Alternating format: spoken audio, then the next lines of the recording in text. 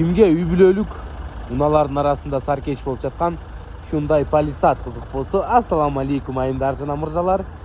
2020 жылы 8-ай Корея өлкөсүнөн чыгарылган кыймылдаткычынын көлөмү 2 саларка менен жүрөт. Алдыңкы 2 дөңгөлөгү аракетте 100% өз боегунда дейт, урулбаган, сырдалбаган, коопсуздук жаздыкчалары атылбаган Hyundai Palisade иштерин көрсөтөбүз. Жайкы дөңгөлөктөрдө ичи кара, булгарылары сапаттуу жана таза. Үчүнчү катары дагы бар. Арткы отургучтарда жылыткыч жана салкындаткычтар мыкты иштейт.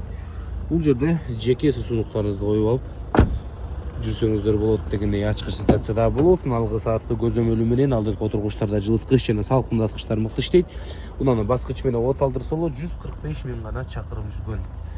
Жолдогу сызыкчаны кармайт, электрондук түрдө токтоткучтары менен туугандар. Инсандар кызык болсо 2028-ай Hyundai Palisade. Унанын баасы 22 миң акш доллары. Содолашуу жана алмашуу жолдору бар.